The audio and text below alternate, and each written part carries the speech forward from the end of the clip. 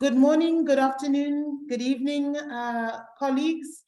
It is a real pleasure to welcome you to this continental convening, specifically looking at investment opportunities across Africa in the blue and green economy.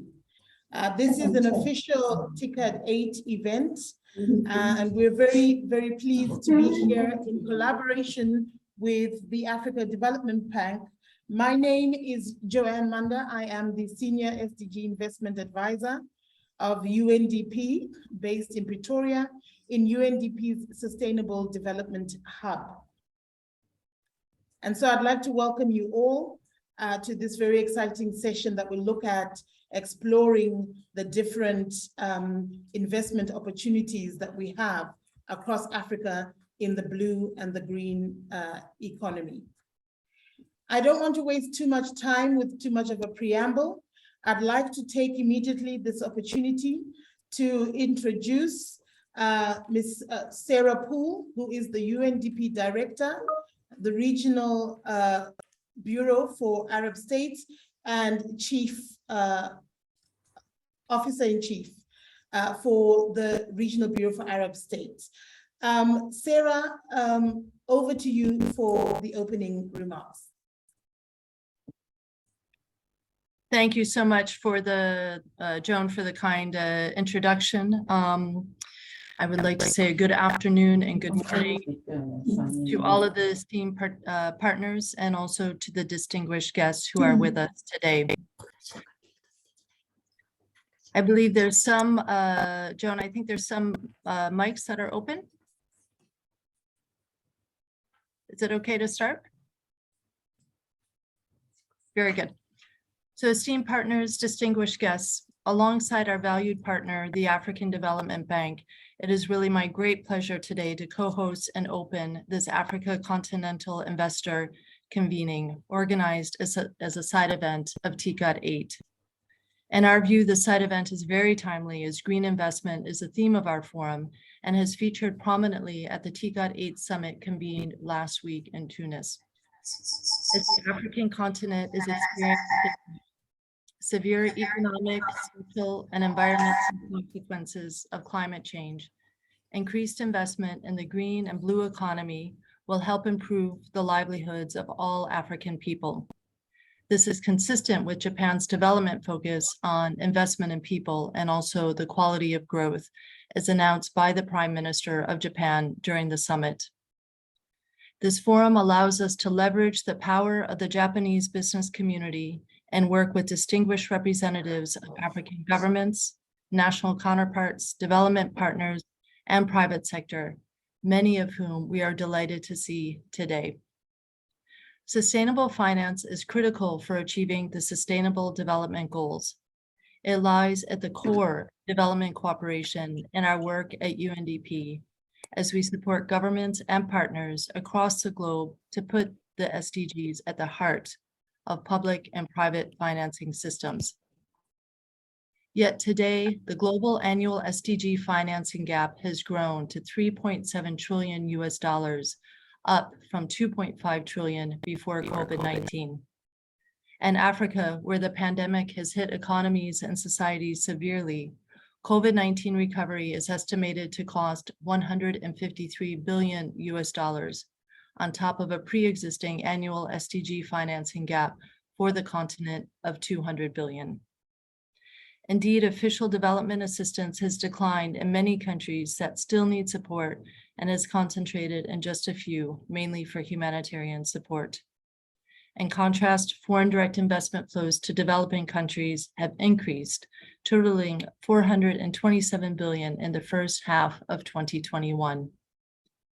However, FDI to structurally weak and vulnerable economies declined due to the pandemic, precipitating a decline of FDI flows to Africa by 16% to $40 billion, a level last seen 15 years ago.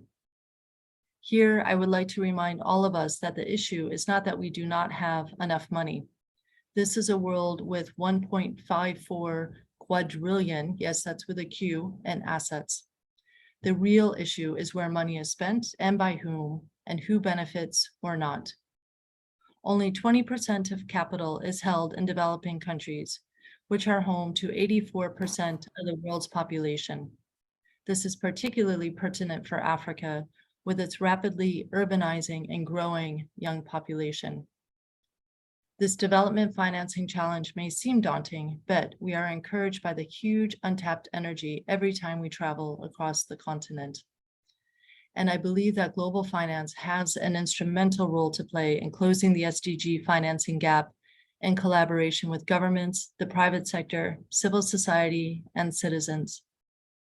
Globally, just 7% of the $100 trillion of global assets managed annually by institutional investors would enable us actually to achieve the SDGs.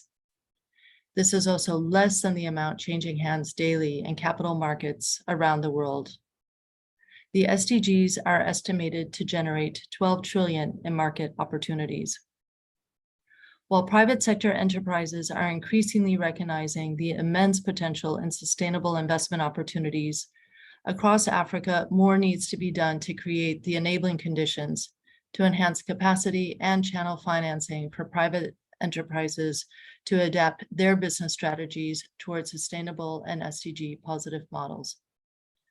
But ensuring that private sector contributes effectively to achieving the SDGs can require us to develop innovative solutions for blended financing, as well as supporting government to improve their regulatory frameworks to attract private investments.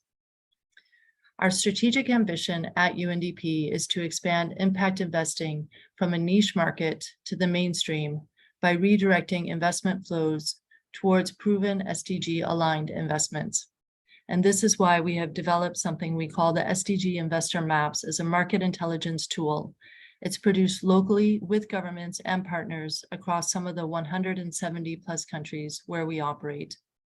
The maps identify investment opportunity areas with proven business models that are commercially viable and aligned with national development priorities. They help us to guide investors' decision-making towards the SDGs and direct capital to where it is most needed as part of the broader integration of public and private, as well as domestic and international financing streams.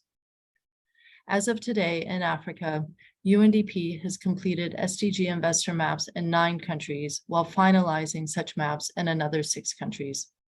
And we are keen to support more countries who are interested in this initiative. The 15 African Sdg Investor Maps identify 245 investment opportunities, half of which are geared towards a green and blue economy, the focus of today's event, where there is immense opportunity in energy, transport, agriculture, and forestry, as well as in fisheries and marine and coastal resources. We are excited to showcase a sample of the investment opportunities identified through our African Sdg Investor Maps in today's event.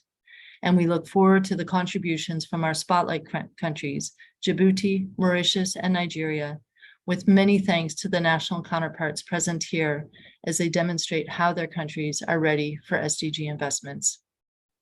Through our distinguished panel today, we will discuss how private and public institutions can support the acceleration of investments in the green and blue economy, drawing on country examples and capitalizing on regional integration opportunities, particularly the African Continental Free Trade Agreement. The panel will also showcase how the Japanese private sector can help realize African investment opportunities and the role that government and development partners can play in guiding private capital to where it can make a greater difference for people and for planet.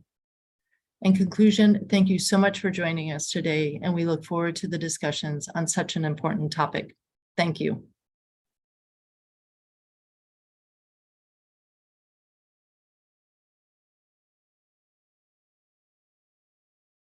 Thank you so much, Ms. Sarah Poole from UNDP. It is a real honor to have you join us this morning, and thank you for those excellent speaking points.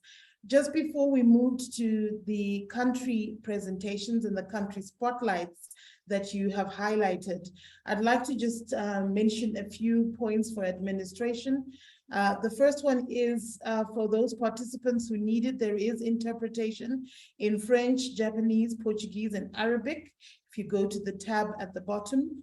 Also, as the presenters are speaking, you will be able to insert questions, comments in the Q&A tab, which is also on the bottom of your screen. And we will try to pick these up so that the presenters can speak on them. So without further ado, let me call upon our first country spotlight, which will be Mauritius. Mr. Ken Punusami, who is the CEO of the Economic Development Board in Mauritius. Over to you. Thank you very much, distinguished guests, ladies and gentlemen. In fact, it is an honor and privilege for us to actually be participating in the country spotlight. And let me also thank TICAD and the UNDP for giving us the opportunity. I would like to be able to share a PowerPoint presentation, if that is possible from our side. Is that possible from the administrator? Yes, thank you. Yes. Can you all see it? Okay. So the presentation will be around 15 minutes. First of all, why Mauritius as an overview? Mauritius has gone into a very good track record from a monocrop economy to a competitive, well-diversified and broad-based economy. And today we have a number of economic sectors that contribute to our GDP, ranging from agro-industry, manufacturing, services sector, tourism, information technology, IT-enabled services. We have the biotechnology sector, the new emerging sectors such as healthcare, knowledge economy, and also the ocean economy. So to tell you that Mauritius today boasts a very prosperous, thriving situation. Of course, we have also been subjected to the challenges and the issues of the pandemic. So in 2020, we suffered the brunt of the pandemic with the contraction of GDP, but we have been able to bounce back very strongly and with a strong recovery in terms of tourism that had led the way for a robust growth for 2022 and onwards. So we have a positive outlook for Mauritius moving forward. Of course, we are seeing some headwinds, but with the measures that the government has taken, we've managed to ride the waves of the crisis. And today, I must say that we are on a positive growth trend. We also have an exclusive economic zone of 2.3 million square kilometers, which provides Mauritius with good opportunities in the ocean economy. Mauritius has also had a very strong track record in terms of good governance and investor protection. Over the years, we've nurtured an ecosystem with a sophisticated IFC of substance. We are also well connected in terms of telecommunication, air connectivity, and port connectivity. With market access through the Economic Partnership Agreement with the European Union, also with the UK Partnership Agreement, the SADC, the COMESA, and added to that, the Comprehensive Economic Partnership Agreement that we have with India, the Free Trade Agreement that we have with China, as well as the bilateral treaties that we have with Turkey and Pakistan. Today, Mauritius boasts a market access of 75% of the world population, which means that producing goods from Mauritius can confer market advantage. And we have also been ranked globally in terms of ease of doing business, in terms of Global Competitiveness Index, International Property Rights, Moibra Index of African Governance. We're first in Africa in economic freedom, first in Africa for democratic indices. And also we are the top 5 seats recipient of FDI globally. I would say that in terms of the Economic Development Board, so we are the apex institution which has been established back in 2017 with a mandate to provide strong institutional support for strategic planning and coherence in terms of economic policy formulation. We are also mandated, entrusted with the responsibility of promoting Mauritius as an attractive investment and business center, a competitive export platform, as well as an IFC of choice. We are responsible for country branding for investment promotion and ensuring that we always have a conducive business environment. Now, moving on to the Sustainable Development Goals Investor Map for Mauritius, we worked in close partnership with UNDP, which was led by the Economic Development Board in the preparation of the SDG Investor Map.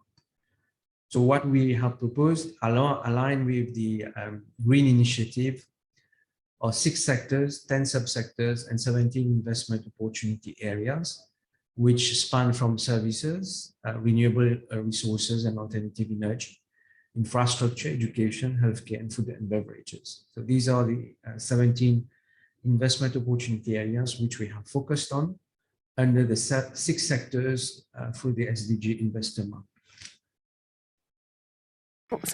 De oportunidade de investimento. So I will elaborate on Je some of vais the maintenant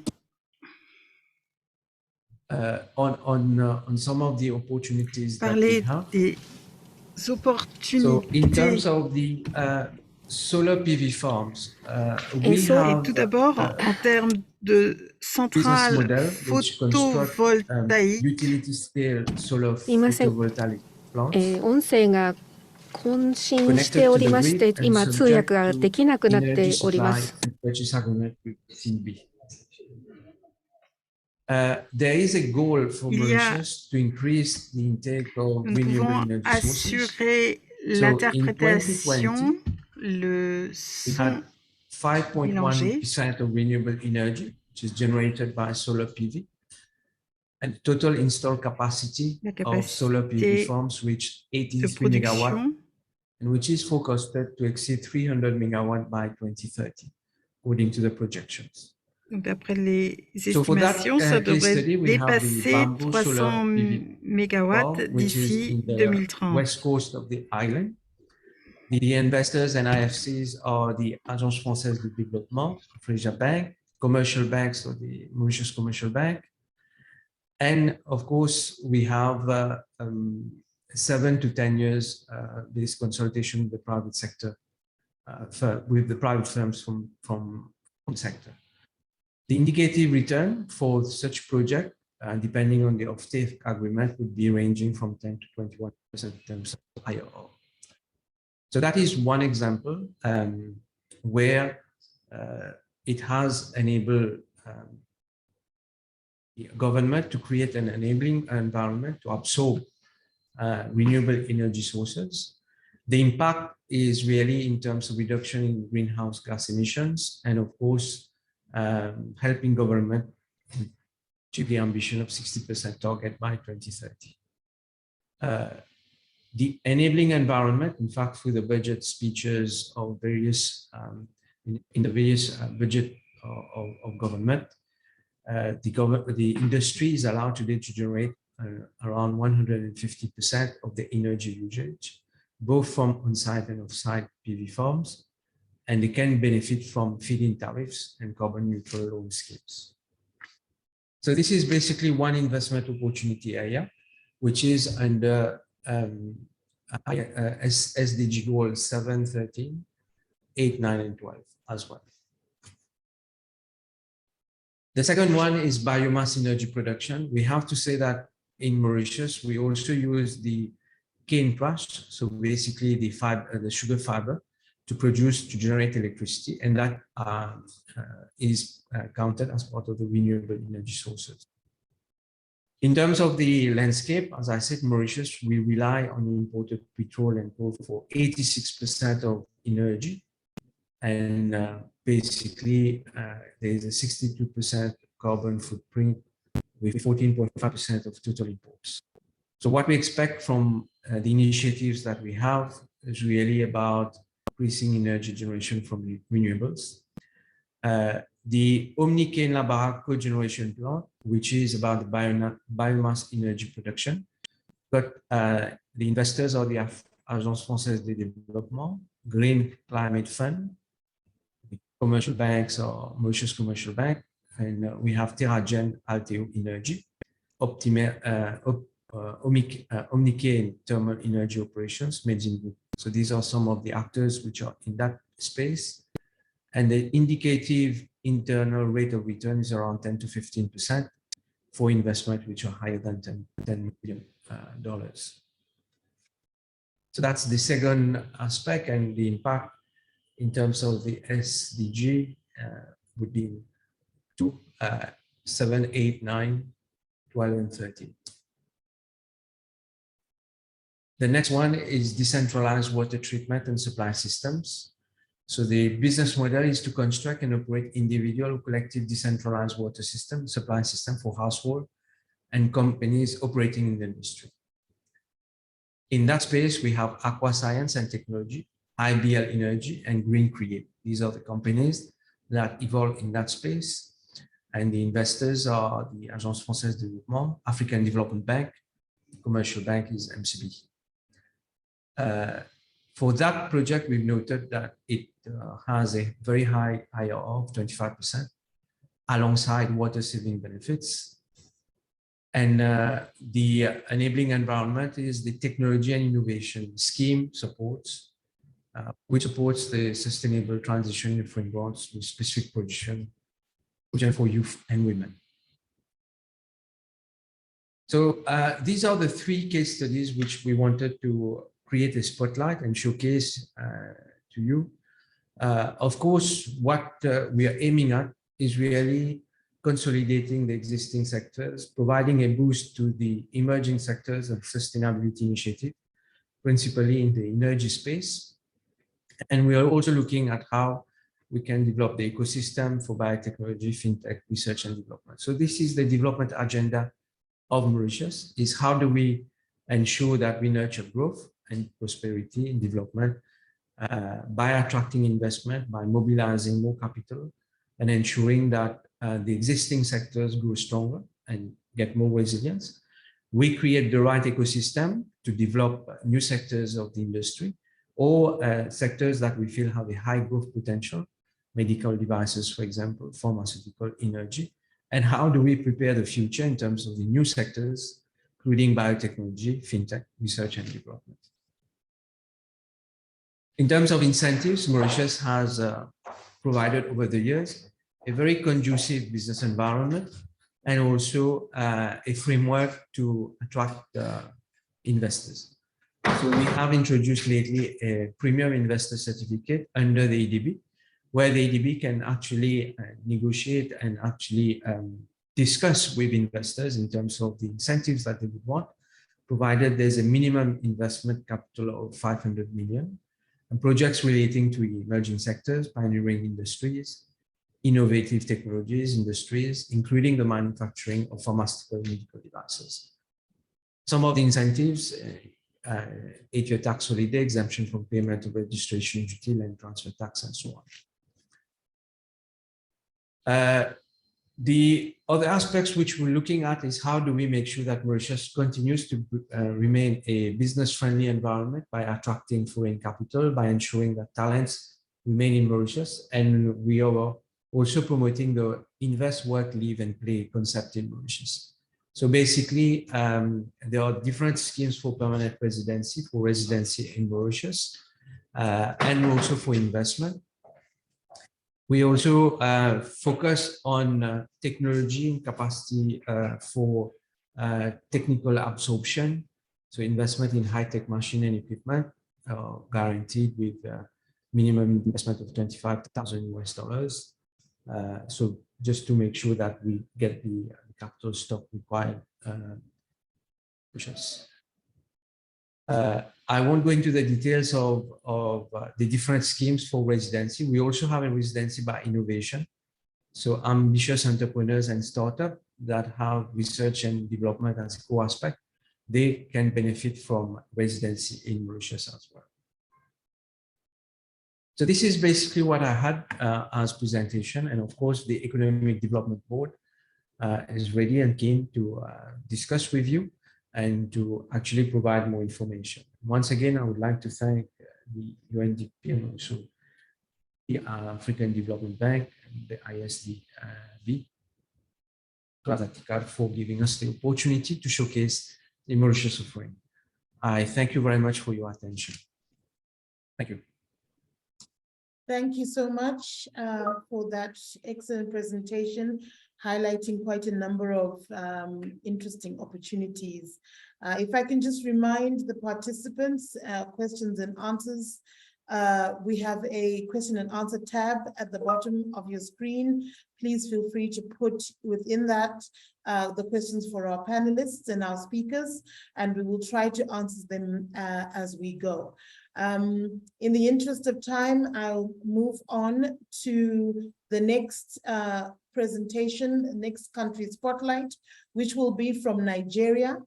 Mr. John Oseji, who is the Director of the Department of Policy Advocacy in the Nigerian Investment Promotion Commission, the NIPC. Mr. Oseji, over to you. Yeah, good afternoon, John. Good afternoon, all participants. It's my pleasure. Like John has said, I'm representing my chief executive. So the presentation goes this way. Next slide. Can you hear me? Yeah, next slide. So as you can see, Nigeria is the gateway to the African market. Nigeria is more ready than most African economies with regard to the African continental free trade zone as far as it's concerned. Nigeria is centrally located to most parts of the world. Then also, Nigeria is has a large domestic market that makes it the ideal gateway to the African economy. And also we have a lot of Nigerian companies that are doing well in Africa. As you can see from the slide, they are investing in some of the African countries. So already Nigeria is walking a talk in terms of the African Continental Free Trade Zone Agreement. The next slide. So continuing with what we are saying, why Nigeria? What are the key competitive advantages of Nigeria? One, let's start. As I mentioned it earlier, it's a strategic location. Then in terms of weather, has a very favorable weather. In terms of has a population, growing middle class population. And also it has a lot of abundant natural resources. Nigeria boasts of that very, very well. We also have abundant economic opportunities. We also have a lot of large population of consumers, not just the population, but a large population of consumers. And almost every sector is an opportunity for investment.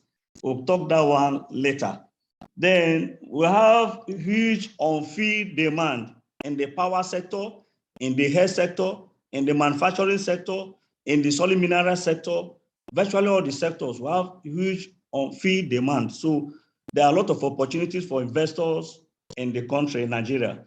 Then we have generous investor protection.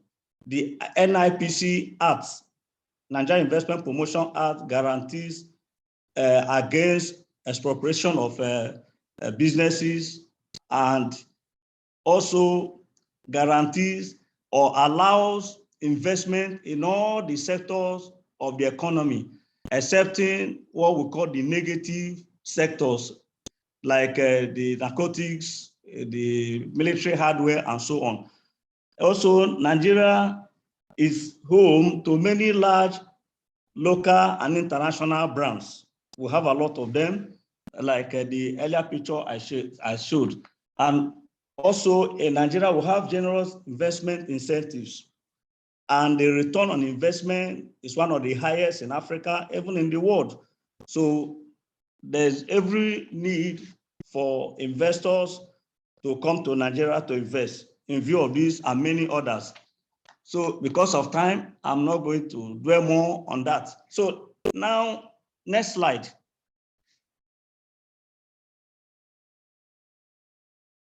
We move to the SDG projects. You know, number one of them is solar hybrid mini grids. Solar hybrid mini grids. The business model is install, operate solar hybrid mini grids to generate electricity and sell to connected consumers or off-takers. And the opportunities are bound in Niger State, Sokoto State, Ogun State, and Cross River states of Nigeria. What is the development need? Almost half of Nigerians have limited access to stable electricity, and renewable energy sector faces a major challenge because of the high initial capital investment and inadequate human capital. So it is because of this that investments are needed in that regard.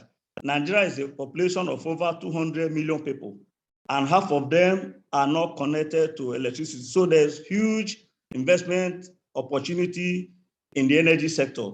And one of them that Nigeria is looking at is the solar hybrid mini grids, because of is one of the SDG goals that Nigeria wants to achieve, moving into the renewable energy sector that allow for that's the green energy sector. Now, what is the expected development outcome? Improve productivity and access to electricity for households and industries. There will be increased employment opportunities and incomes, and reduce carbon emissions. What will be the impact on the stakeholders? The impact will be housing estates, industrial customers, and communities will be connected, and more businesses in Nigeria, some of them that are already finding it difficult to operate very well, especially the MSMEs, because of the high cost of energy, will be resuscitated and come online again. Then, what is the market size consideration? 50% of Nigerians, like I said earlier, have limited access to power grid. So investments in this regard will trigger more of them being connected to the national grid. And what is the market opportunity there? About 9.2 billion market opportunity for mini grids and solar home systems. So there's huge investment in that regard. Next slide.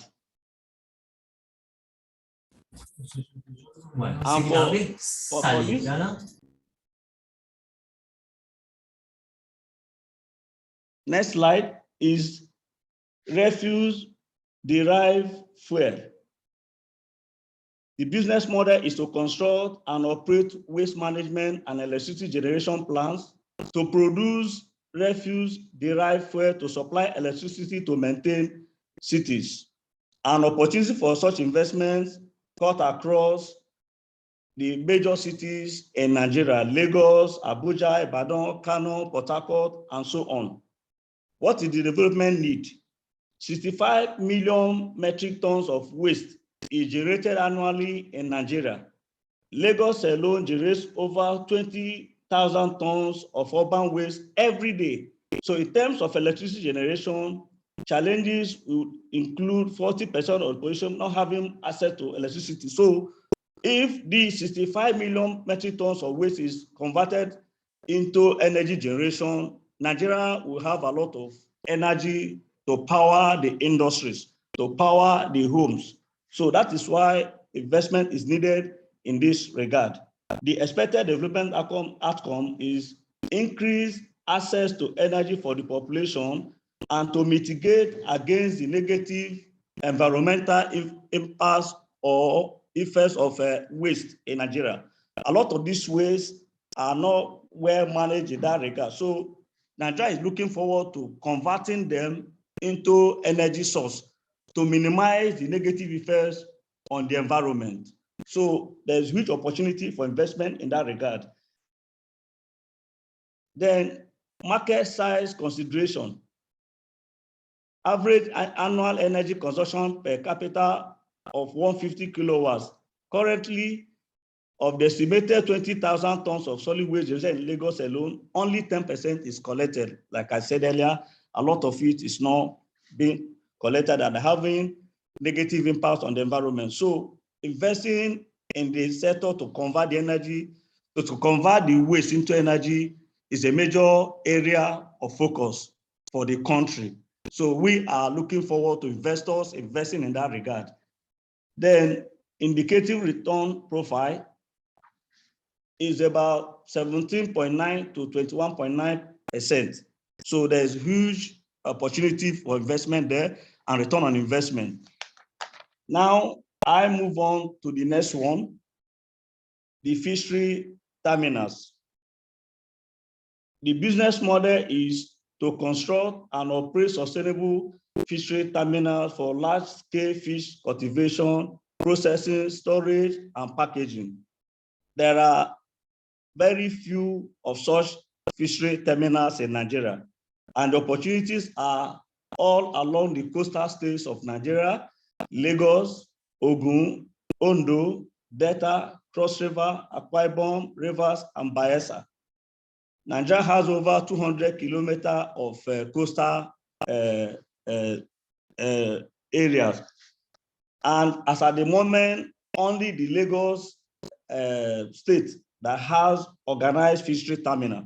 So opportunities are abound in other states. What is the development need? Nigeria has a 2.2 million metric ton demand gap for fish, largely covered by imports. So rapid population growth call for increased food production to satisfy the increased protein demand. What's the expected development outcome? Improve livelihood prospects for smallholder producers and improve the nutritional situation of women and children in Nigeria. The market size consideration, 60% of Nigerian fish demand is covered by imports. Fish consumption constitutes approximately 50% of the population's animal protein intake. So there's a huge opportunity, 50% of such for the over 200 million population need that annual protein intake. What is the indicative return profile? It's between 20 and 25 return on investment. Now, I move on to the next one. The deep sea ports. What is the business model? Construct and operate deep sea ports. Where are the opportunities? We have the opportunities in the southwest coastlines and the Niger Delta coastline. The development need. The quality of Nigeria's port infrastructure ranks 110 out of 144 countries. Nigerian seaports handle 68% of West Africa's maritime trade.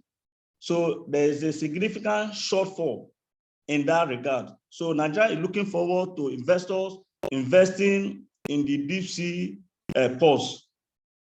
And there's a lot of losses arising from that. According to estimates, is running up to like 9.7 billion as at 2018. What is the expected development outcome? Increase access to safe modes of transportation, particularly for international trade businesses. What is the market size consideration? The infrastructure master plan estimates Nigerian seaports need to total need of investment of 25 million over 30 years. That's from 2014 to 2043. What is expected or indicative return on investment is between 5 and 10%. Next slide.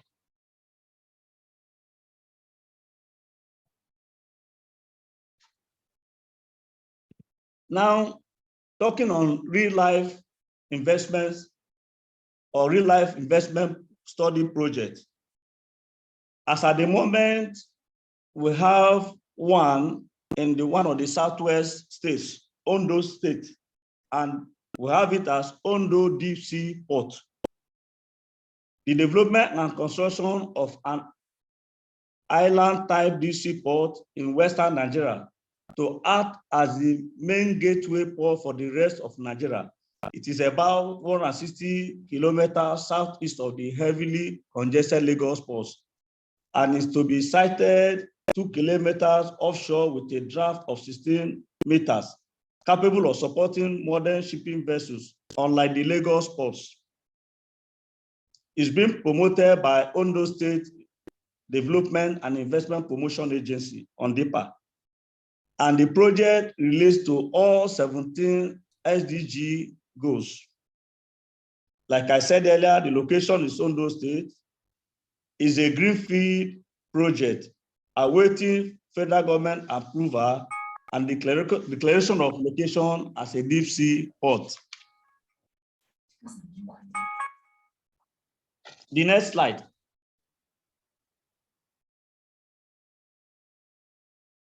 Let's quickly go to the incentives available in the Nigerian economy. We have the pioneer status incentive. That's page 15 of the slide. The next slide, page 15. Yes. If we can start to wrap up, please, Mr. Sdg. Yes, I'm wrapping up. We have the incentives. We have the pioneer status incentives for companies that are recognized as pioneer in Nigeria. It allows for a company income tax holiday for 3 to 5 years, and dividends also are exempt from tax. We have the import duty concession, zero import duty for machinery meant for agriculture, agricultural processing, power generation and distribution, aviation services, and selected manufacturing activities. There's research, deduction for research development. There's export expansion grant also. And we have several special economic zones that allow investment, 100% capital allowance, rent-free land during construction, full holiday from federal, state, and local government taxes, and unlimited sale of product within the customs territory. These and others are the incentives and the opportunities that are in Nigeria. Thank you very much. Thank you so much, Mr. Sdg. That was extremely informative, particularly that last slide. I'm sure there are many investors online who would like to hear a little bit more about that. But let's move on to the third country spotlight.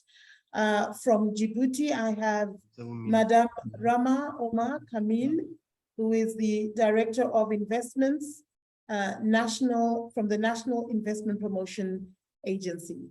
Over to you, Madame Omar. Merci beaucoup. Merci, Madame Johanna.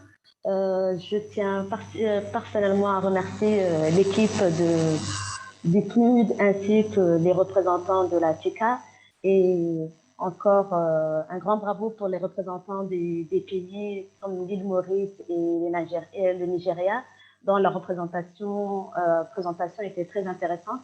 Laissez-moi partager avec vous ma présentation.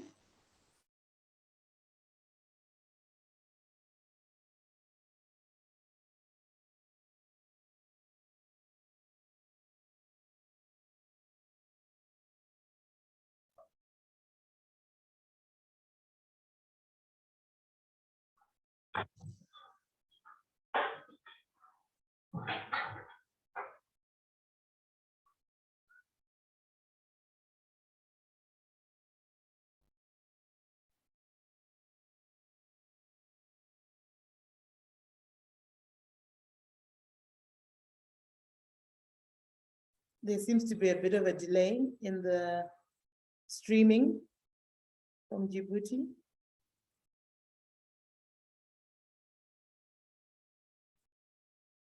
Can others see the screen?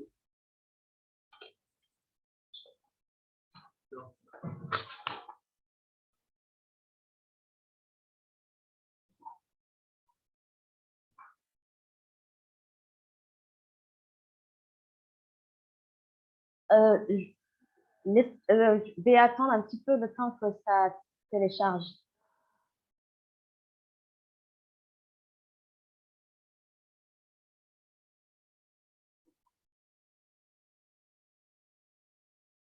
Entre-temps, le temps que ma présentation s'affiche, je voudrais donner juste quelques éléments sur la République de Djibouti. Djibouti est un pays qui est situé sur la corne de l'Afrique. Elle bénéficie d'une position géographique très avantageuse, à savoir, oui, voilà, Djibouti occupe une position stratégique au bord de la mer Rouge. C'est la deuxième route maritime du monde où transite à peu près 60% du trafic mondial. La République de Djibouti se distingue aussi de par sa puissance géostratégique, de par son ouverture vers les pays enclavés du marché du Comesa et d'Afrique australe. On peut voir sur ce slide que la monnaie djiboutienne est convertible avec à une stabilité de conversion avec le dollar. Donc, je voulais venir par rapport aux agrégats. La croissance du PIB est tirée par le commerce et les investissements, notamment dans le secteur des services, principalement portuaires, transit, commerce et financier.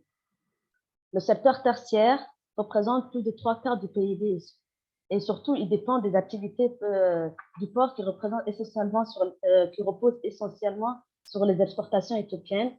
80% des exportations vont en Éthiopie. Slide suivante. Voilà. Depuis 2017, Djibouti a entrepris énormément de réformes, ce qui a permis de positionner comme l'un des 10 premiers réformateurs en 2018, 2019 et 2020, selon le rapport du Business. À travers toutes les réformes qui ont été entreprises, une série de développements d'infrastructures ont été suivis, qui ont été réalisés par la suite afin de garantir de meilleures conditions pour les investissements directs étrangers.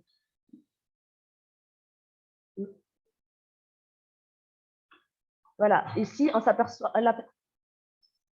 aperçu des investissements étrangers. Au cours des dernières décennies, le pays a connu de nombreux investissements, que ce soit publics ou privés, et cela a permis de tirer l'économie djiboutienne et qui a permis également de gérer la crise de la pandémie assez bien, parce que le pays les activités portuaires du pays n'ont pas cessé, n'ont pas diminué, n'ont pas cessé n'ont pas cessé, et donc ce qui a permis de faire en sorte que l'économie djiboutienne a eu un pourcentage de 5,5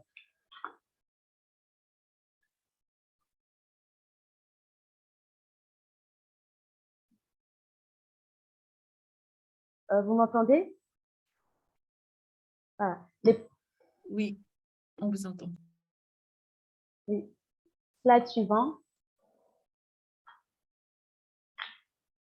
Les secteurs, comme je disais, les projets d'investissement par secteur d'activité depuis, on va dire, 2016 jusqu'à 2021, 4 secteurs ont été les plus importants, à savoir le transport, l'industrie, le BTP et les autres services.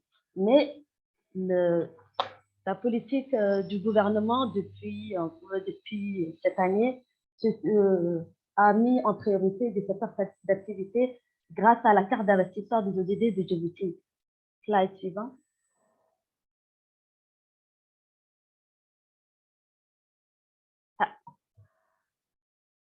Slide suivant. Je voulais repartir.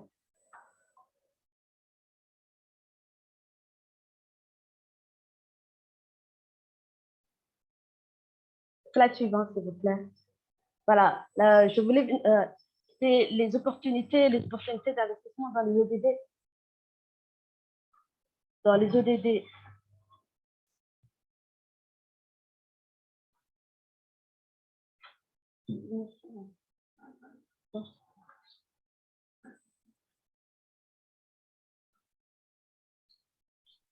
Madame, vous m'entendez? Oui. On vous a perdu. Vous pouvez recommencer par cette slide, début de cette slide, aperçu, s'il vous plaît. Oui, aperçu. Là, voilà, les objectifs de développement durable, également appelés objectifs globaux, constituent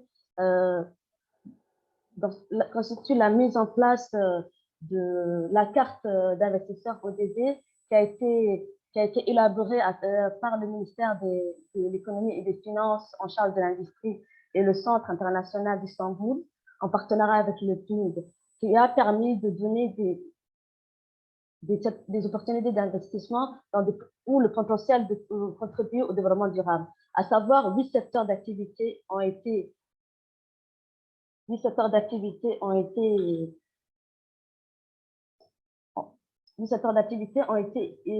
priorisés afin de tirer le développement djiboutien et faire en sorte que les investissements directs étrangers puissent être plus attractifs. À savoir, dans ces 8 secteurs, il y a 14 sous-secteurs qui ont été retenus. Donc, la raison qui a fait que ces secteurs ont été, par rapport à la performance du pays en matière de DD, sont très faibles. Mais on s'aperçoit qu'il y a une potentialité à travers ces 10 secteurs de tirer l'économie de Djibouti vers un engagement de développement durable. À savoir les secteurs comme le transport, les prestations de services, l'énergie renouvelable et alternative, les finances, la technologie, l'infrastructure, la nourriture et les boissons et la santé. Slide suivant. Voilà. À travers cette carte, c'est la carte ODD, on s'aperçoit les 14 secteurs qui ont été choisis. Et Djibouti a énormément mis l'accent sur le potentiel de l'énergie verte, qui est assez considérable parce qu'il est estimé entre 4 à 5 000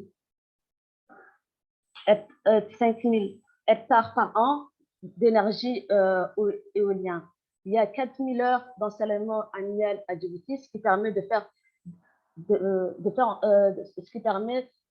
à Djibouti d'être l'un des pays les plus ensoleillés l'un des plus ensoleillés mondialement.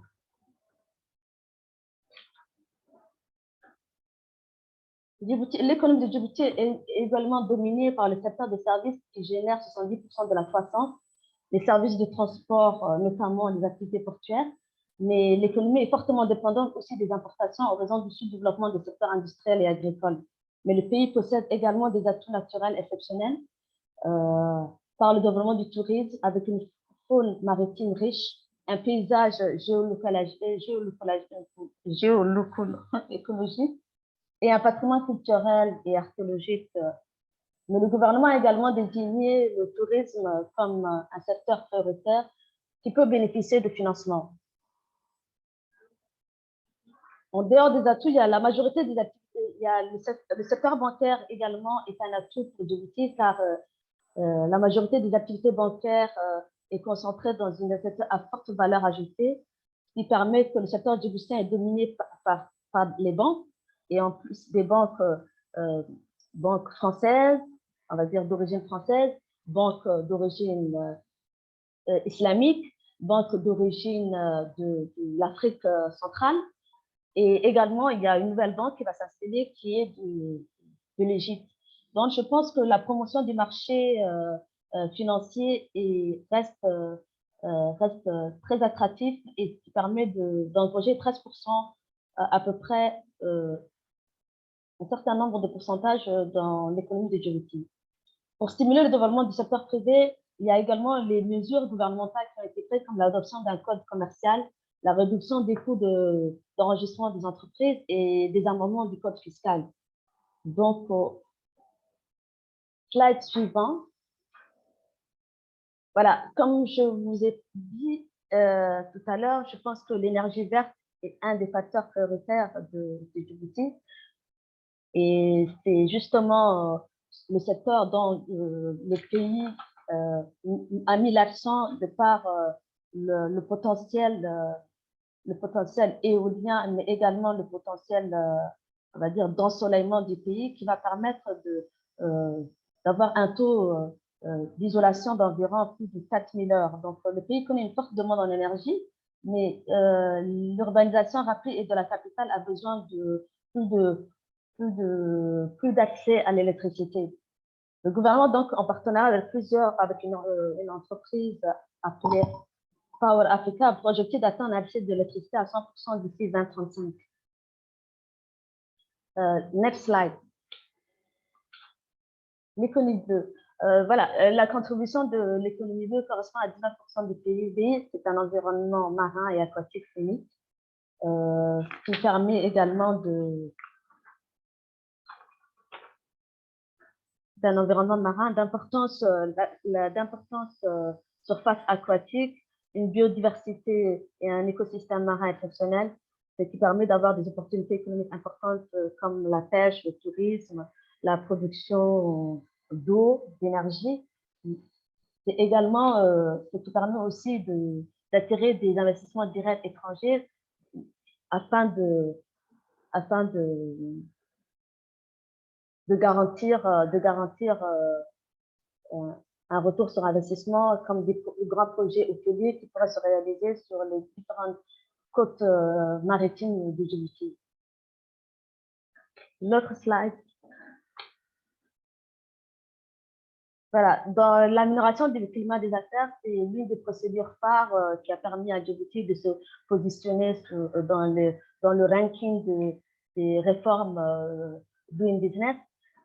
C'est la création d'un guichet unique des entreprises qui permet d'avoir des facilités sous un même auspice, de retrouver plus de 14 institutions de l'État qui se sont retrouvées et qui permet à un opérateur ou un promoteur pour la création de son entreprise d'avoir des facilités telles que le traitement de son dossier, une seule porte d'entrée pour les demandes et un paiement rapide qui va permettre d'avoir sa création d'entreprise en moins d'une journée ou au-delà de 3 jours.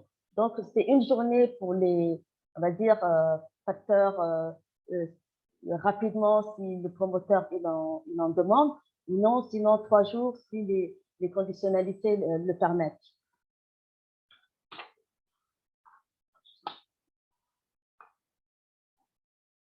Le coût, les partenaires du guichet unique, tels que, on va dire, l'administration qui s'occupe des permis de travail,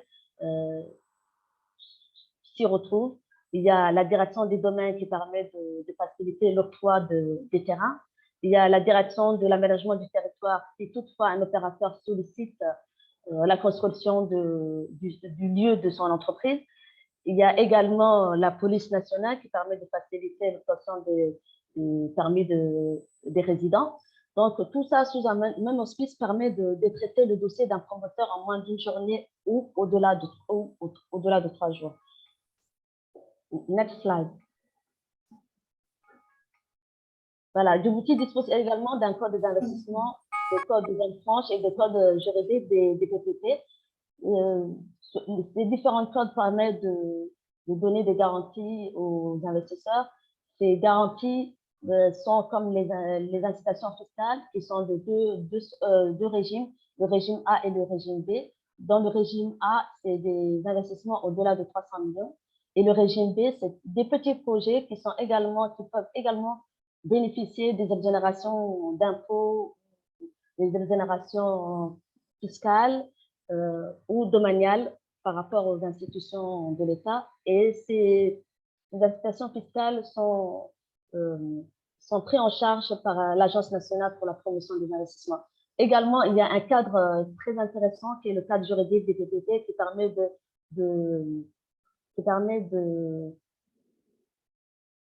de donner les opportunités et les facilités octroyées aux projets publics privés et qui, juridiquement, qui recadrent les conditions et des investisseurs nationaux et internationaux qui participent à ce genre de développement. Et on s'aperçoit qu'en République de Djibouti, les investisseurs sont protégés par toute forme d'expropriation. Et dans le cadre de l'amélioration du climat des affaires, Djibouti a mis en place, on va dire, Djibouti a fait en sorte que la protection des actionnaires soit prise en compte. Le tribunal de première instance fait en sorte que au cas de litige de problème, le tribunal gère assez rapidement ou bénéficie de la médiation pour pouvoir faire en sorte de ne pas aller dans les tours internationaux. Next slide. Madame?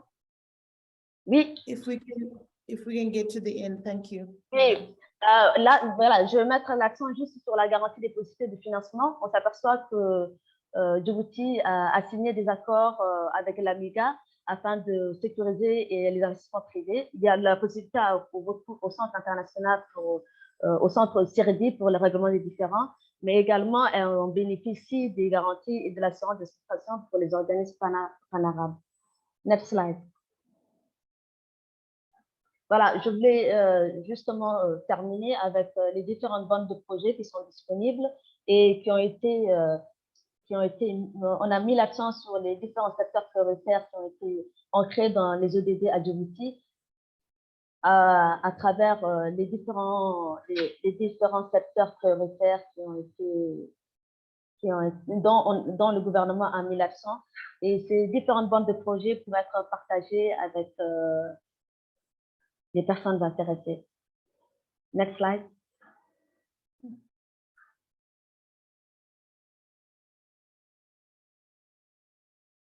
Merci beaucoup, madame. Merci. Je vous remercie de nous avoir écoutés et j'espère que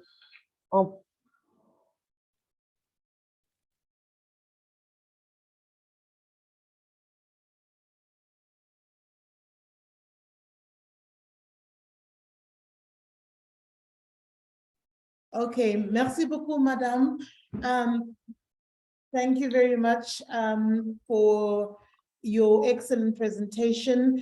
And participants, I hope that you can appreciate that there's quite a lot that we've been able to demonstrate through these country spotlights, a lot of opportunities for investment within the emerging economies of Africa.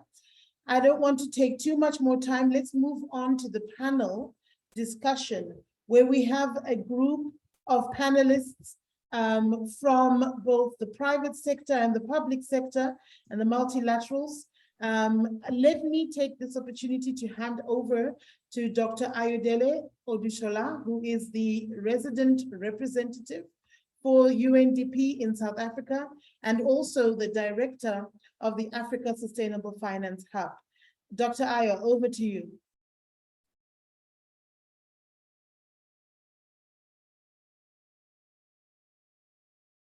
Thank you very much, Joanne, and good afternoon and good morning, wherever we are, distinguished ladies and gentlemen. And again, it's really a pleasure to really introduce the panelists that have resounding experience in the subject matter we are discussing today. And I really know that we'll be able to trash out some of the turning issues, particularly when it comes to the issue of SDG impact investment in blue and green economy, and particularly when it comes to the issue of the continent called Africa. And on this note, I have the privilege of introducing four real experts that have had over 3 decades of experience on the issue of investment banking and consulting across several areas. And on this note, allow me to welcome Ms. Freddie Sinner, who is the Executive Secretary of the United Nations Capital Development Fund, somebody who has gotten over 30 years of experience in investment and development banking. And also, it is a pleasure to introduce you to Mr. Wale Shonibare, the Director of Energy Financial Solutions, Policies and Regulations of the African Development Bank, with also over 3 decades of experience in investment banking and consulting, spanning across many continents, including Africa, Europe, and Asia.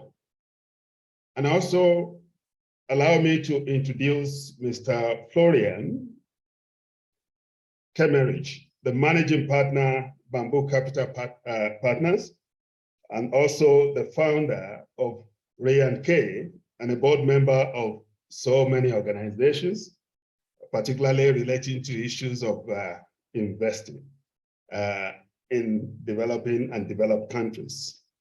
And finally, the last speaker, the last but not the least, is Mr. Akira Wada, the Senior General Manager, African Planning Department, Toyota Tsuso Corporation, who is responsible for business management and administration for the African business of the company. He has also worked in so many reputable companies across the world. And on this note, distinguished ladies and gentlemen, allow me to just reiterate that this panel will be for about 40-45 minutes, and we'll try as much as possible to do justice to some of the issues that have been raised in the spotlight countries that have been presented. And also to let you know that after the short remark that I'm going to have, we're going to have about 1 to 2 questions to each of our panelists directed to their areas of operations, which we know they have strong and reliable competence on.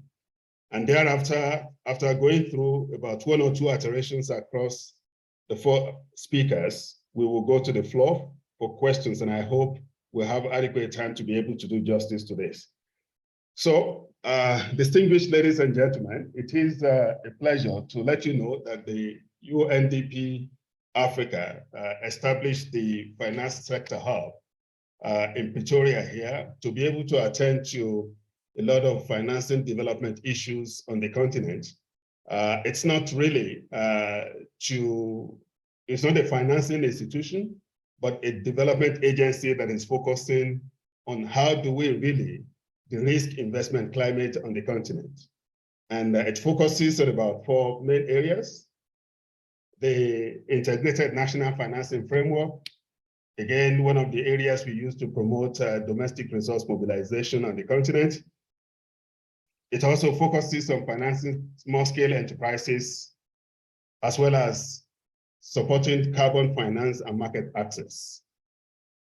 The last segment of it is the SDG Impact Investor Map, which we use as an instrument to really advocate a lot of things, particularly when it comes to the issue of market intelligence that helps to direct investment to emerging markets, and particularly in Africa. It also helps us to really advocate for convergence among SDG priorities, government policies, and market opportunities, which again is one of the major areas that we will see most of our speakers talking on today, and also helps to direct capital to where it is mostly needed. And on this note, we have completed 9 SDG Impact Investor Map, and also 6 is near completion by now, among many others that are ongoing. It is really a pleasure for us to really mention that out of these 15 completed and almost completed, we have about 245 investment opportunity areas covering food and beverages, infrastructure, renewable energy, health system, and education. And out of the 245, 109 investment opportunity areas are focusing on issues relating to green and blue economy. It is on this note, I want to really invite our panelists to give us some kind of reflections and some practical experiences in terms of how we can really really accelerate investment opportunities, particularly in the area of green and blue economy on the continent. And on this note, I will throw the first shot on somebody who is extremely knowledgeable and who has soiled a hand in terms of dealing with no-till investment issues across the world. And this is Mrs.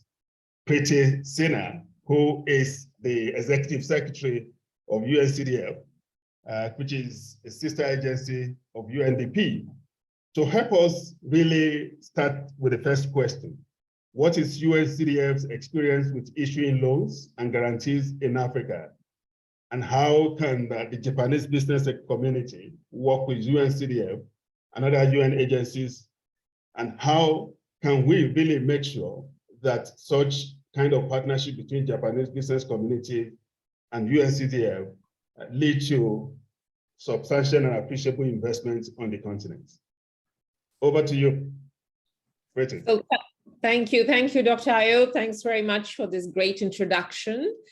Let me get right to the point. So in a great partnership with UNDP to everything you just said and the panelists and colleagues said before, the UN Capital Development Fund, we are proud to be a UN fund that the member states asked for in '66 to be able to bring not only grants as a development agency, but perhaps also to issue loans as a development finance agency. So we very much consider ourselves a hybrid institution, development and development finance, working with country offices of UNDP, with yourselves, IO. And what we are trying to do is really invest from UNCDF's balance sheet. So we have an on-balance sheet facility called the Bridge Facility. And from here, we can make loans and guarantees. In particular, we try to go where no other part of the development finance architecture goes in very great strength, which is kind of the missing middle, which are deals, in the range under 5 million, maybe 2.5 million, or even down to 100,000 K. That allows these entrepreneurs to then become businesses. So they have an idea. What we find we're tackling is the lack of access to capital. Unfortunately, after listening to all the presentations, we really want all the projects to take off, but at some point where we want to really tackle poverty, the access to capital is limited both by local and international investment. So here, the idea is to loan and to make loans and guarantees. The guarantees can also go on to local banks, and that allows them to then make more loans to this sector that we talk about.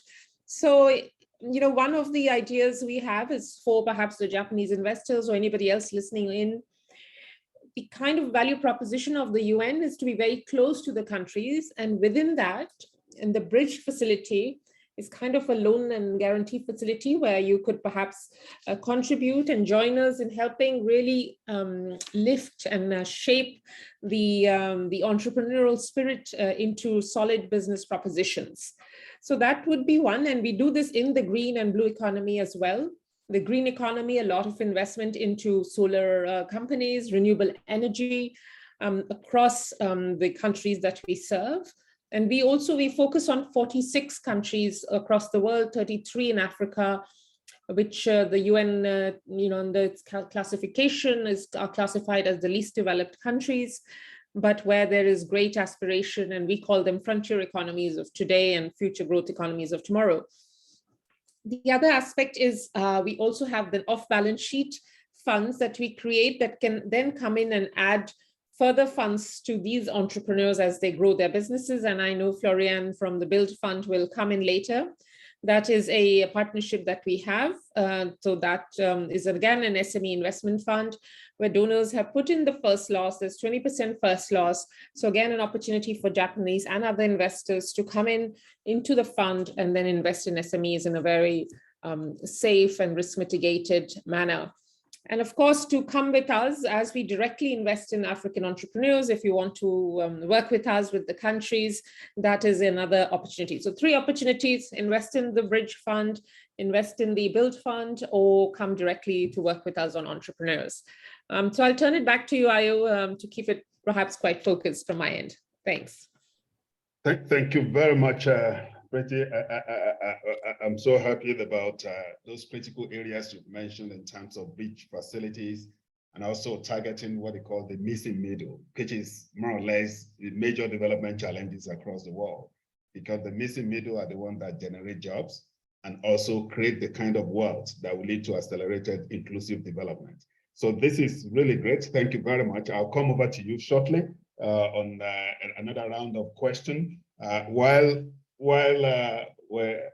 we now want to move to Mr. Wale Shonibare, who is the Director of Energy Financial Solutions of ADB.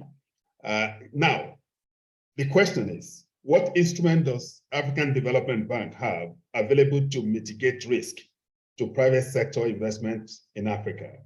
And how do you catalyze investment through equity and other contributions? Thank you very much, Dr. Ayo. I hope you can hear me. And, very loud and clear. Hello to everybody.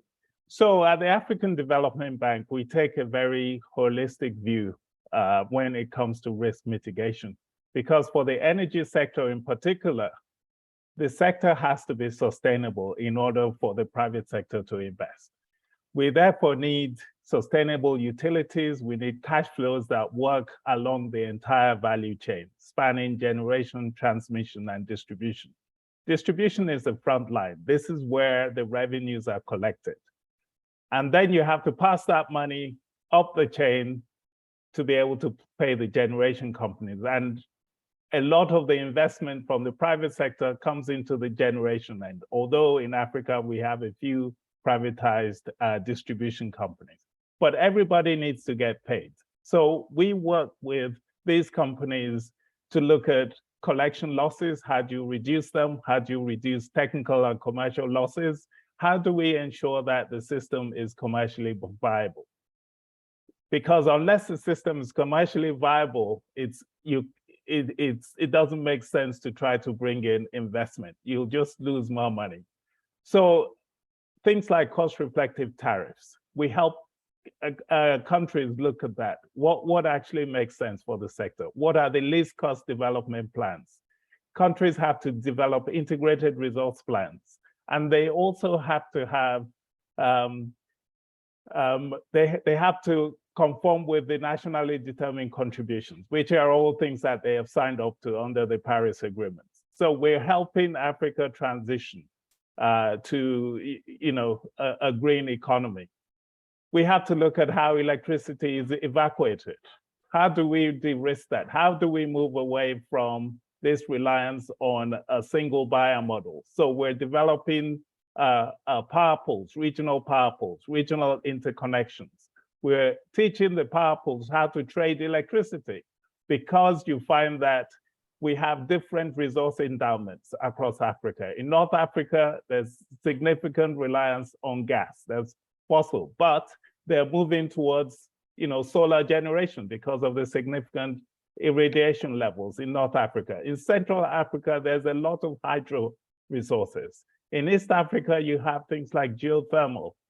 And in West Africa, again, significant gas, but they also have hydro, and in the Sahel belt, significant irradiation. So it makes sense to actually have regional power pools and interconnections, so that if it's not sunny in one part, you can actually rely on electricity baseload from hydro.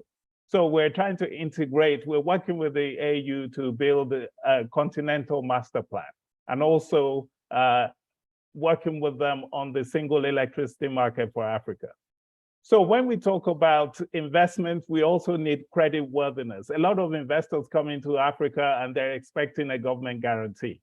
Well, the issue is that the governments cannot issue guarantees to everyone because it's not sustainable. Countries are hitting their debt sustainability limits, especially in the aftermath of COVID. So we have to look at ways in which we can do deals that will not add to the debt burden of the country. So particularly in the area of energy, people are paying for energy with local currency, but we find that we're financing most of our projects in hard currency.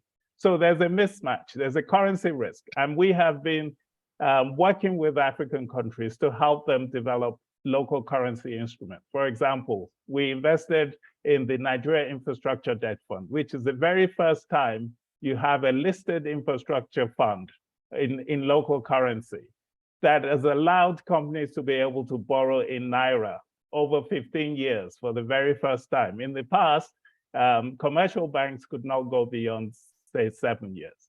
We also created many years ago the Africa Guarantee Fund. The Africa Guarantee Fund actually guarantees the portfolio of commercial banks. And in the case of investment into renewable energy, they guarantee up to 75%.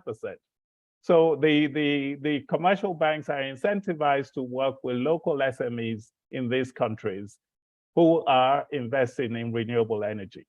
Obviously, we provide long-term debt, as with any development finance institution, and we're very supportive of independent power projects. So we work with investors in IPPs, and you'll find that many countries in Africa have been unbundling their power sectors and inviting the private sector to come in. This will obviously be of interest to Japanese investors. The IPP program in South Africa has been very successful and managed to attract over $14 billion in foreign investments since they started. We've also been very good at mobilizing blended finance. So blended finance and concessionary funds from the likes of the Green Climate Fund. We also have other climate funds like the Climate Investment Fund, the Clean Technology Fund, the Global Environment Facility that the bank is managing on behalf of donors. So here again, we're able to look at projects, and where we feel that we need to bring in some concessionary finance to make the weighted average interest rate a bit lower, we can blend it with climate finance. Obviously, we have our guarantees. So our partial, and am I going on for too long? I'll wrap up soon. Yeah, please, yes. Yes. So there's the guarantee products. So again, these are all the credit enhancement products that we can bring in. And we have other funds such as the Sustainable Energy Fund for Africa. So what I'm saying is that we look at projects, we work at projects with project sponsors, and we see how we can help them structure funds to allow their investments to be sustainable. But we look at it holistically, upstream and downstream. And we invite you to come and engage with us if you're interested in these investments. Thank you very much. Thank you very much, Mr. Wale Shonevare. Thanks for, looking at one of the pertinent development challenges that the continent is facing in terms of access to electricity. And you've been able to tell us some of the regional potential that the continent has that has not been leveraged into turning the sleeping capitals into the working capital. In terms of the issue of solar, the issue of hydro, the issue of gas, and the issue of thermal that cut across the various regions of the continent, and what kind of instrument that ADB has really developed to address this and harness it into working capital and development results. So thank you very much. I'll come back later for one or two clarifications on the issues you have raised. And let me now move to Mr. Florian Kemerich, the managing partner, Bamboo Capital Partners, to really give us some kind of introspection into looking into Africa with a very dynamic and thriving investment ecosystem, and then asking you, is it possible for you to tell us what investment you're looking for across Africa, and what are the successes and challenges you have had, and the opportunities you are seeing going forward in terms of numerous investment opportunities on the continent? So we want to drink from the water that flows from your fountain in terms of how to really leverage these opportunities. Over to you. Thank you so much, Dr. Ayo, and ladies and gentlemen, pleasure to be here. And maybe to start with, after Preeti's amazing work of UNCDF, we are a partner of UNCDF together alongside with other governments now. And Preeti was mentioning So from Bamboo's perspective, we are the asset management arm of the Palladium Group, and we focus private equity and private debt on MSMEs in emerging markets only. And as we do a for-profit approach to support these companies to provide essential services for the rural population, at the same time, we measure the impact on the ground and have been reporting that now for over 15 years. And also we on the UN system, we also partner with International Fund for Agriculture Development on an agri-business fund, also with the International Trade Center on a gender lens investing fund with a climate angle. As well, of course, in Africa specifically, we have also another partnership on equity investments with Smart Africa, focusing early stage tech investments. But back to your question, Dr. Ayo, really in this sense, Africa is indeed a very dynamic. And even though we may have seen the brunt of the COVID-19 crisis and its global effects on every aspect of the life maybe behind us, the pandemic exposed the vulnerability of agri-food systems, the shocks and the stresses, and that led to increased global food insecurity, malnutrition throughout last year and then further into this year. And despite the remarkable degree of resilience shown by many supply chains in the agriculture and the food sectors, for example, in adapting to the disruptions brought by the pandemic, the lack of access and adequate food for millions of people is still there and will increase over the next years. Our investment focus lies here on the so-called missing middle, like Priti was saying, so to fund via loans and equity rural SMEs, early stage companies, but also financial institutions in order to localize the lending or the financing themselves. We see potential for high growth and job creation, but also drive social development for communities and countries. Often lacking capital, they need to grow their businesses. However, over the past 2 years, the social economic impact of the pandemic related disruptions included falling commodity prices, supply chains discontinuation, cease of activities, financial markets volatility, and of course now the recent rising inflation. So we have here, of course, now the focus on sustainable development goals is actually a perish, and that was previously said, and more capital is needed, and that's where we really want to double down. So therefore, access to essential goods and services has been significantly impacted, especially for low-income populations. There's also evidence that the economic impacts of the crisis are disproportionately affecting women, who generally earn less and hold more insecure jobs and have less access to social protection. Here specifically, as also previously said, impact investments are critical in supporting the recovery of developing economies.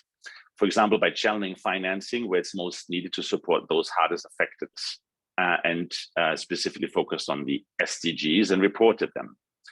Especially the investing in SMEs is essential as the backbone of economies, and the main source of employment mostly are driven through SMEs.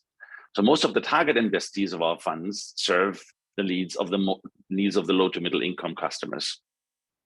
And therefore we really try to generate a positive impact.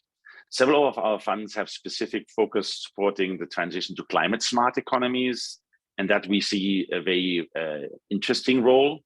So because we have seen that the key role of digitalization to enable access to essential services for remote community, with the rise in the growth of innovative solution accelerating the global transition towards digital economy, that is very attractive to us. And so it's a success case to base.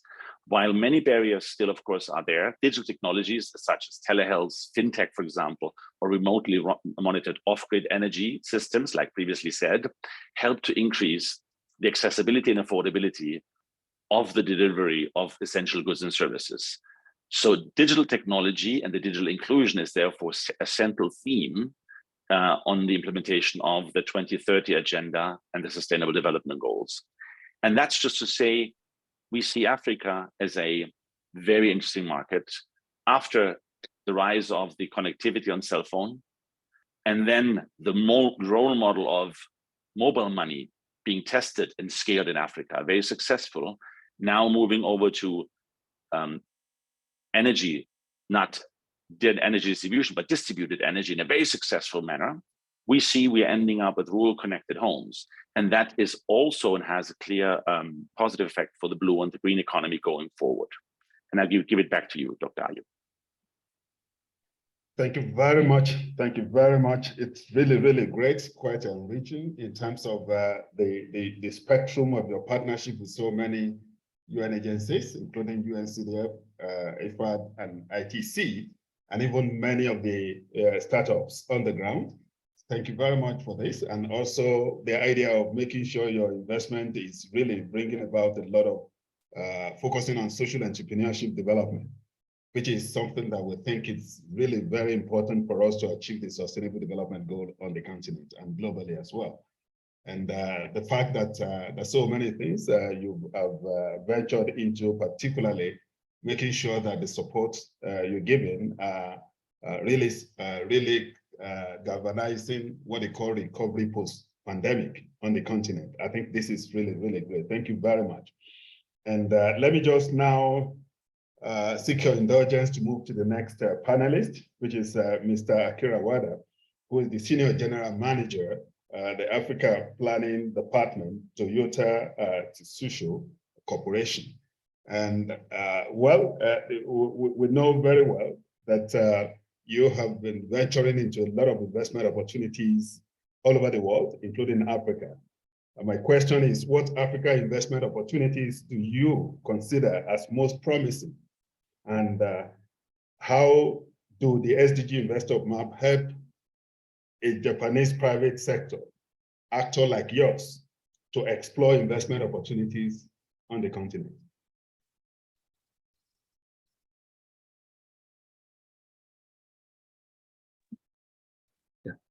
Yes, thank you very much, Dr. Ayodele. I'm very pleased to be here.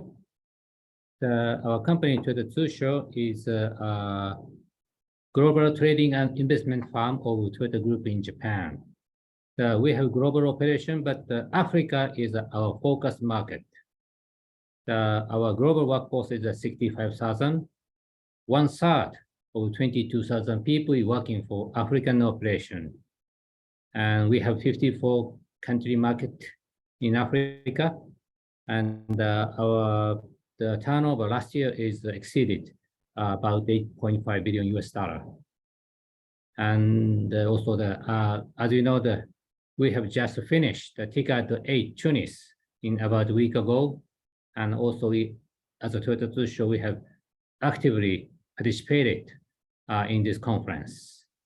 Through the conference, we have realized and learned that through the discussion with the African government officials, the international organization manager, or the private sector executive, we have learned that the carbon neutrality is one of the focused, maybe not the top, if not the top, of the agenda for all the participants. As we all know, currently is a high oil and gas price. Because of that, many of the African countries, it's for them to important to transform the energy mix from the conventional power to the renewable energy. So the investment or the expansion or capacity building of the renewable energy is quite important and essential to all the African countries. So Africa is not just need to switch from the conventional to the renewable. It is of course to expand the capacity in order to sustain or to develop to support the economic development. So we see that there's a tremendous investment or project opportunity for companies like us. We Toyota Tsusho own 100% of the company called the Eurus Energy, which is the leading renewable energy company in Japan. Our capacity is about 3.3 gigawatts globally. And in Africa, we have operation of the 260 megawatt of the wind power generation in Egypt. And our vision or the strategy is how we can expand our renewable energy sector or business or project in Africa. And of course, in Africa is if you talk about renewable energy, in Africa you have the wind or hydro, or you have solar, or you have geothermal, maybe available, or it's unique to each country. So that we like to develop, we like to participate or make investment in according to the uniqueness to the countries. So regarding the SDG Investor Map, we believe that this would be quite useful for the company like us.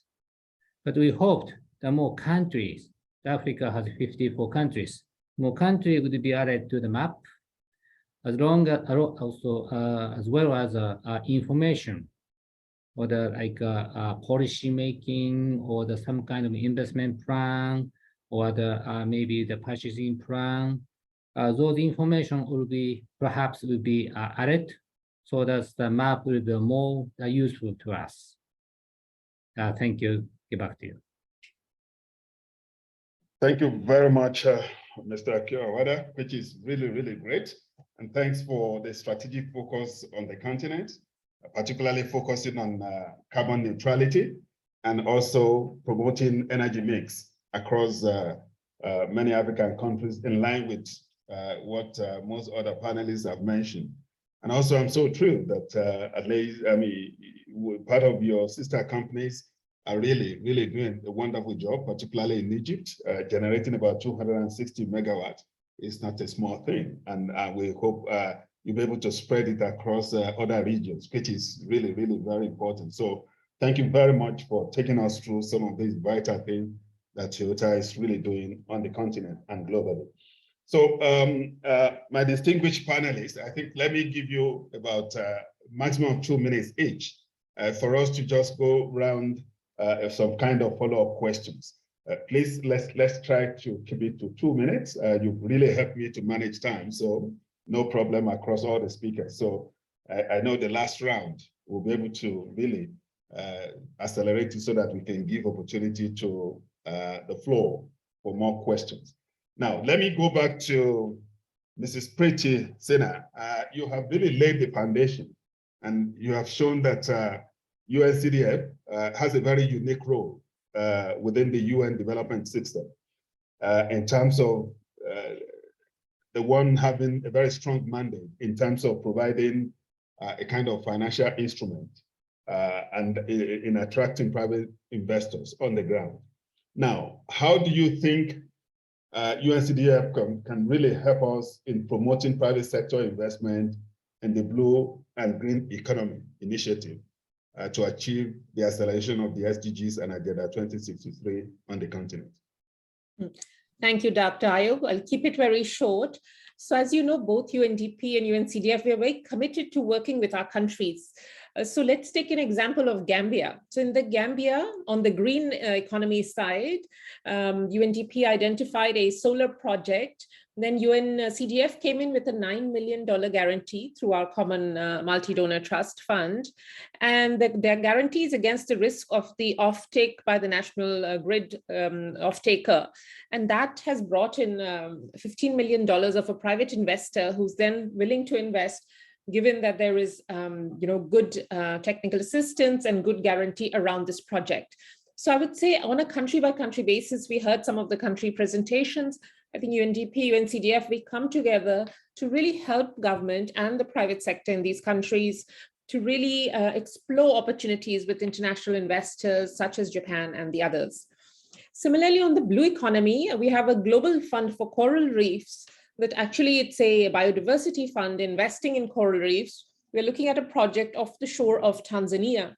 And again, because we all as a humanity care so deeply about our ecosystem, our natural ecosystem, how do we invest in companies that are protecting things for the coral reef? It could be supply, for example, of fertilizer. We are trying to convert chemical fertilizers into organic fertilizers.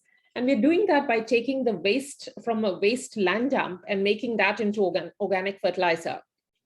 And lastly, as I said, we are in this early stage, high risk, high impact as well. So we have created within the Global Fund for Coral Reef, a Blue Bridge facility where we can do some of that early investment grants and concessional loans to these businesses as they take off to figuring out how to invest in the blue economy. So again, the blue economy for Japan being a very big topic, the oceans, and so we welcome all kinds of participations in these kinds of instruments. So I hope I gave you a flavor of some of the opportunities. But you have really, really touched on so many things within just 2 minutes. It's really unbelievable.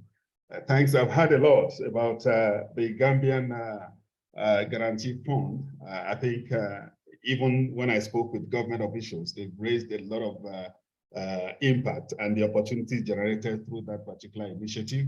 And thanks also for the Blue Fund for coral reefs in Tanzania, and also the initiative of converting chemical fertilizer into organic one. This is really great. And I'm sure our private sector partners that are listening, the availability of grant and concessional loans, especially for small scale enterprises and the startups. So this is really great. Thank you very much. We really appreciate this. Now, let me move to Mr. Wale Shodibare. Now, given the focus on the green and blue economy in Africa, we could explain how ADB Sustainable Energy Fund for Africa, SEFA, could you explain how SEFA supports early stage renewable energy and energy efficiency market on the continent? I know you have mentioned quite a number of them, but if you can give us one or two where this kind of support is being given so that we can empower the startups and small scale enterprises to be the drivers of inclusive energy on the continent. Over to you. Yeah, thank you once again, Dr. Ayo. The Sustainable Energy for Africa was created by the bank 11 years ago, but around 2 years ago, the bank converted this into a special fund. In the past, the SEFA fund just provided technical assistance to support feasibility studies, etc.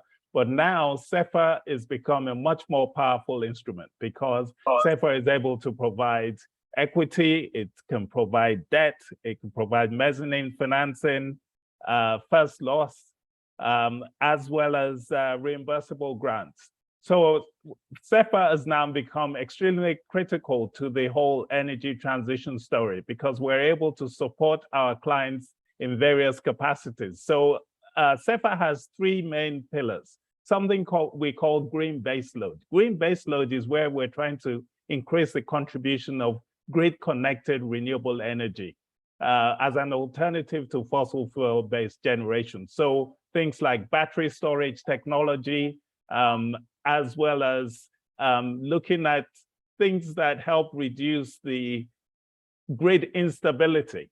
Because when you introduce variable renewable energy, sometimes the grid can become unstable. So we invest alongside sponsors looking at those technologies. We also have the mini grid pillar, so distributed generation. You'll find that in many parts of Africa, especially in the rural areas, it's not cost efficient to try and extend the grid. So it's better to go with mini grids and distributed generation. Again, we provide a number of incentives to support those kind of investments. Then there's the energy efficiency pillar, where we are trying to help governments introduce more energy efficient appliances. Sometimes with more efficient appliances, you can actually reduce the need for generation. So SEFA has been critical in establishing what we call energy service companies, ESCOs, in countries such as Morocco, etc. And in relation to the blue economy, we've also supported projects that look at using deep sea water for cooling purposes in places like Mauritius, etc. So we're very keen to talk to people who want to take advantage of SEFA and happy to engage in further conversations. Thank you. Thank you very much. And I'm sure most of us are hearing loud and clear about the opportunities available and the instruments and mechanisms ADB has is supporting startups and small-scale enterprises, particularly in the area of green and blue economy. So we will definitely get in touch, and I'm sure our private sector entities and participants are also listening. Thanks for this golden opportunity you have given to us. And also, Mr. Kamari, I mean, we've heard from many of our panelists in terms of the context that our investment ecosystem is really facing, because what we even get from them is that reaching final investment deal is always a serious challenge in most companies that have been approaching them. At the same time, we hear that from many of the enterprises, that we don't have adequate pipelines to really be able to leverage the opportunities available in the market. From your experience and from your perspective, what are the real issues? And how can we start to accelerate investment deals in green and blue economy? Yes, thank you, Dr. Ayo. And indeed, the big question is from an investment side always about how to adjust the gap between risk and reward for an investor. But then when you look at the deals, many of the deals are small investments, small ticket sizes, which increase the risk for investor actually. And this is where you have a spread, and that's where you try to adjust it. So on your question on the pipeline, one hurdle on sourcing a viable pipeline is the access to liquidity. Initially, we thought that, in the crisis scenario, liquidity would be difficult, but it has actually proven to be very easy. But sometimes that leads actually to price distortions in the investment market. At the same time, the risk profile of specific transactions continue to increase, as I said, and leading to multiple scenarios where the cause of a loan default, for example, relates to disruptions caused by the pandemic. That's one example. So the global supply chain crisis here increased the costs of transportation. Borrowers relying on imports, on technology and machines from Asia or Europe face delays. Exporters of agricultural products from Africa could not find viable containment capacity to ship and harvest the products. Fears of inflation, later accelerated by shortages of agriculture imports, especially from Ukraine right now, that sharply increases the interest rates. Yeah, then you have the effects on the climate, which is droughts, the uncertainty around elections, sometimes in certain countries, so that there's a broad menu of challenges for new investments. The circumstances in the market require, therefore, a very active management of our exposure. We expect many of our investees to face the challenges caused by these factors. And our team has therefore, a specific sensitivity towards these issues, recognizing that creative solutions will support the client by staying, current on the obligation, but also provide the necessary support and the target population. While we are conscious of the increased risk profile, we also take our responsibility towards impact investing very seriously. Therefore, we actively collaborate with investees on structuring transactions that meet their requirements for support while protecting the funds and their investors to ensure the longevity of investment activities. A very effective tool, by the way, alongside the provision of financial products, is to offer technical assistance. So we have that with our alongside, by our partners, to provide to the SMEs and the financial intermediaries in the key areas such as strategy, environmental adaptation, governance, operations, and financial management, and assistance. And that additional support basically helps then these companies to get investment ready, strengthen the business, and improves the impact of our intervention for the companies while contributing also to reduce the risk for the fund itself. A growing focus of our investment beyond the agribusiness sector is now sustainable landscape investing in the green economy. So here the opportunities to devote funding of land use sector, for example, forest-based supply chains, sustainable agriculture, livestock supply chains, and so on. So that's a portion where we are actually having a stronger focus specifically with our partner Palladium in it. And so financing enterprises directly connected to the bioeconomy and sustainable landscape supply chains, where producers and practices avoid deforestation or actually restore forests while increasing its productivity and product quality is a focus here. So the new bioeconomy related product development or providing the basis of infrastructure, traceability, logistics for these supply chains to thrive. Finally, we have witnessed that public-private partnerships provide innovative blended finance solutions effectively and align the full spectrum of capital on these SMEs to support them in emerging markets. And through these investments vehicles, we're able to address the missing middle finance gap and support the entrepreneurs in frontier markets where the growth is constrained. And this is where we actually have, since 3 years, a program going where we try to aggregate our UN funds right now on top of it to hopefully, because the funds are too small, the tickets are too small for mainstream and financial investors, and sometimes perceived concessionary nature because the return and the risk spread is not fully adjusted. And this is where we have a big effort going on with the UN specifically here, but also private partners to create, hopefully, a structure which will enable, the possibility to further diversify and then invest into these funds. And there, of course, the blue and the green economy is a big topic for us going forward. I give it back to you, Dr. Ayo. Thank you very much. I think you've really touched on a lot of this, the active management of exposures of your clients, and also providing technical support to be sure they're really on course. And the idea of, sustainable landscape management and supply chain process, it's another thing which I think will be very helpful in terms of enhancing the productivity of land in most African countries. So this is really great. Thank you for these golden opportunities. And we'll definitely get back to you because I'm sure participants are listening copiously. And they will definitely see what we can do together along this line. And now let me go to Mr. Akira Wada. What do you consider as some of the key challenges for investing in Africa? And what support are you looking for from African governments and its partners? Yes, thank you, Dr. Adero. Yes, a challenge in Africa of making investment into the green economy or the renewable energy is always how we can make to the cost competitive project. So we have to achieve the cost competitiveness in all the projects we can proceed. So it is quite essential to have access to the competitive finance program.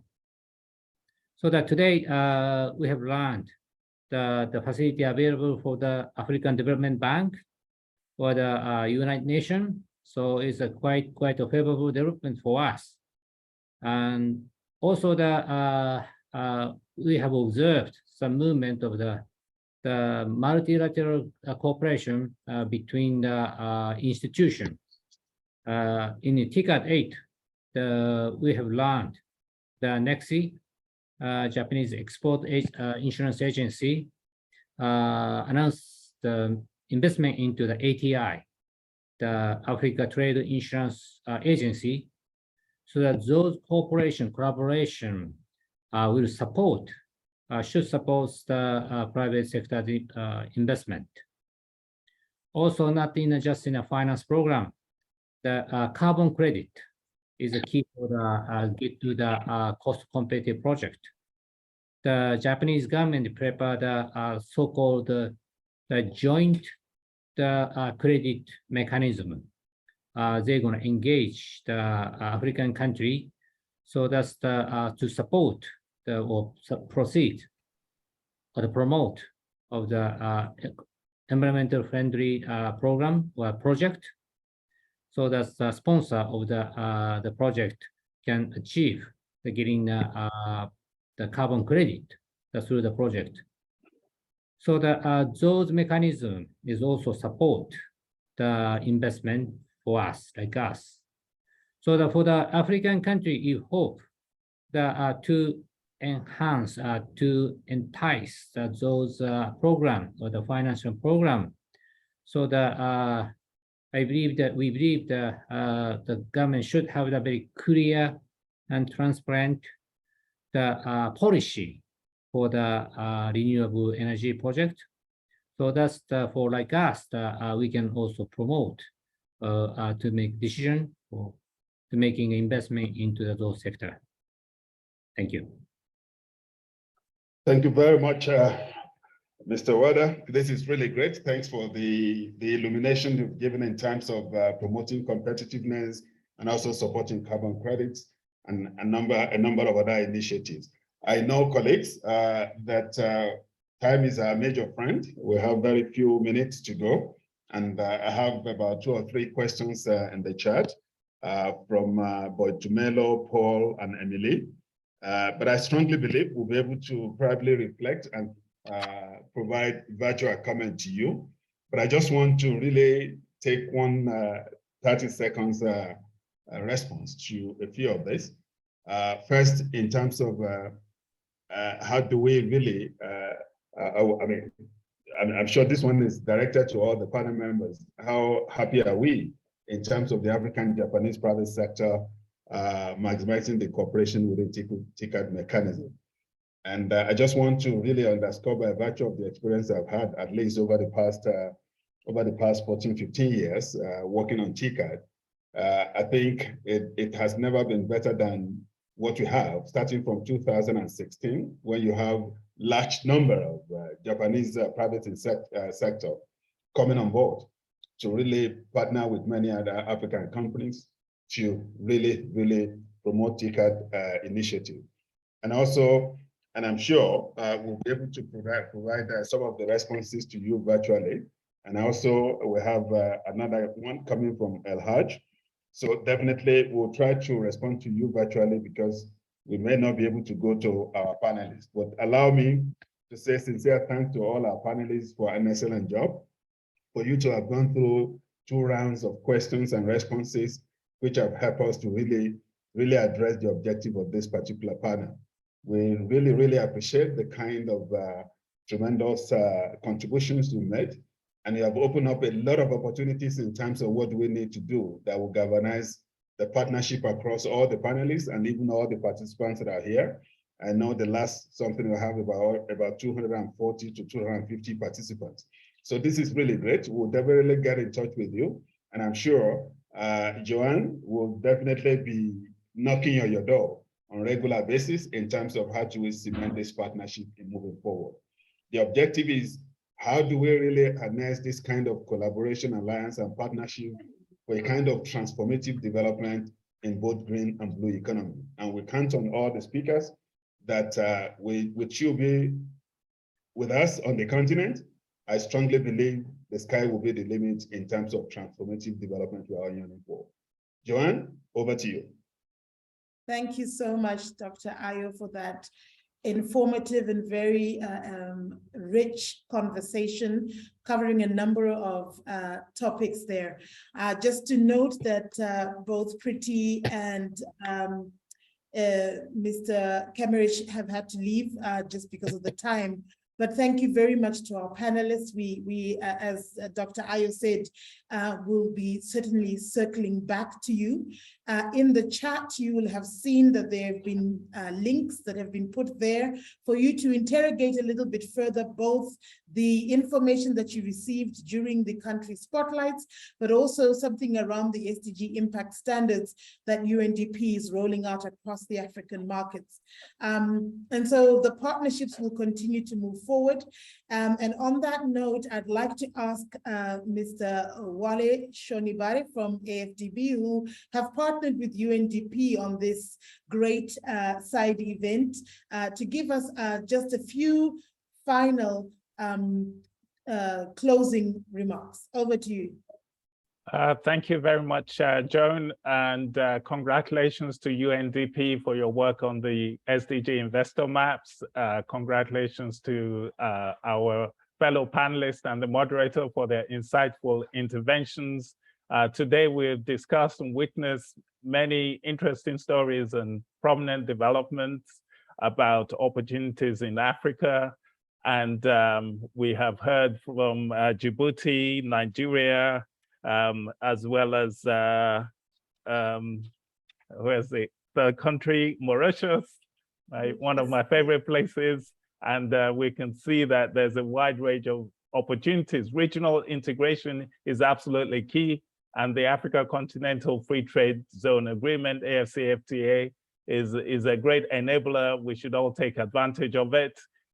Regional trade will drive African economies going forward. The energy sector requires robust and coordinated interventions. So things like the Continental Master Plan will be very key. We need an integrated and competitive African electricity market.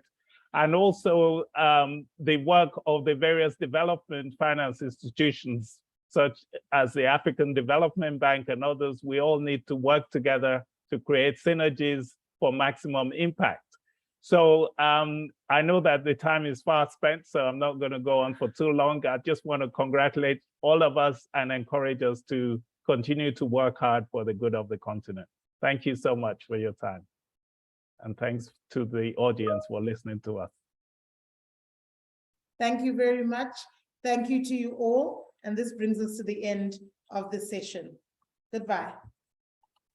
Goodbye. Thank you.